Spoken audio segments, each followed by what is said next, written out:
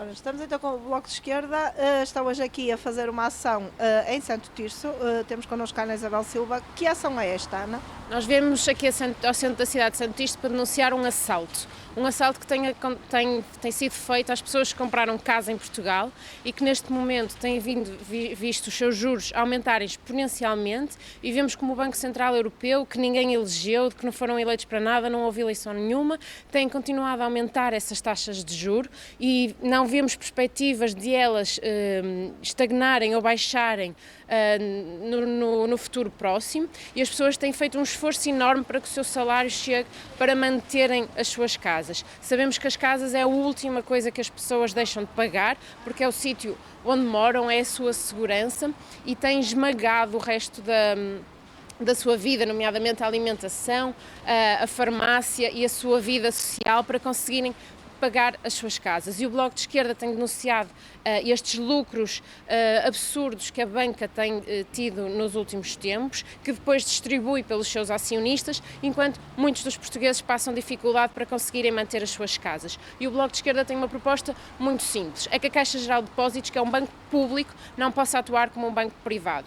E por isso a Caixa Geral de Depósitos, sendo um banco público, tem que garantir juros mais baixos. E fazemos a proposta para que a Caixa Geral de Depósitos tenha um juro de 1,5%, que as pessoas possam passar para a Caixa o seu crédito à habitação e assim garantir que, passando para a Caixa, tem os juros mais baixos e, portanto, o seu esforço financeiro para pagar a prestação da casa é reduzido.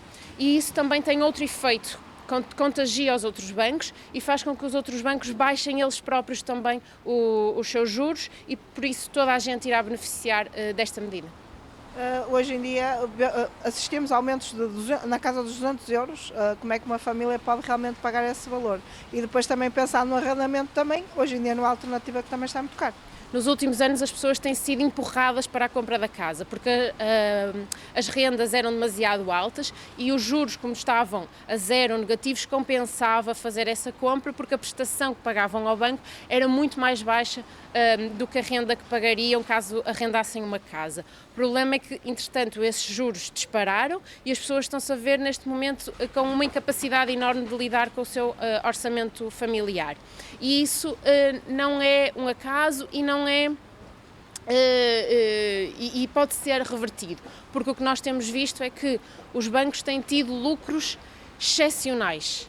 E, portanto, esses lucros vêm exatamente por causa deste aumento das taxas de juros. E não tem de ser assim. E nós temos um banco público e o Estado tem de usar esse banco público para proteger as pessoas, senão daqui a uns tempos teremos as pessoas a entregar as casas aos bancos, depois terão de arrendar casa e será impossível porque os preços não fazem qualquer sentido para o nosso salário, e teremos uma crise social que temos de evitar ao máximo custo.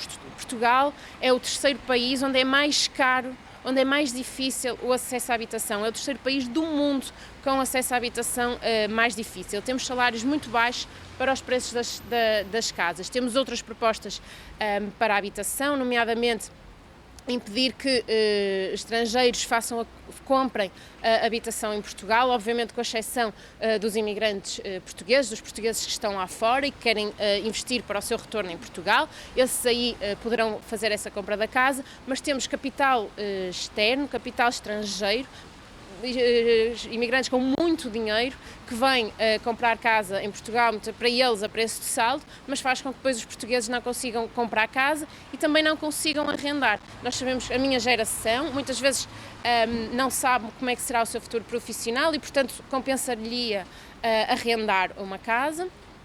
Mas a verdade é que depois 70% do salário vai para essa casa, principalmente se quisermos viver sozinhos.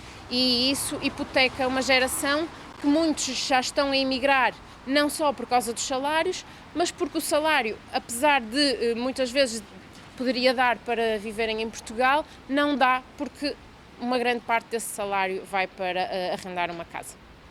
Vedaram aqui esta zona, colocaram aqui uns cartazes. Isto é mesmo, de início falou sobre um assalto, isto é mesmo para provocar aqui um impacto.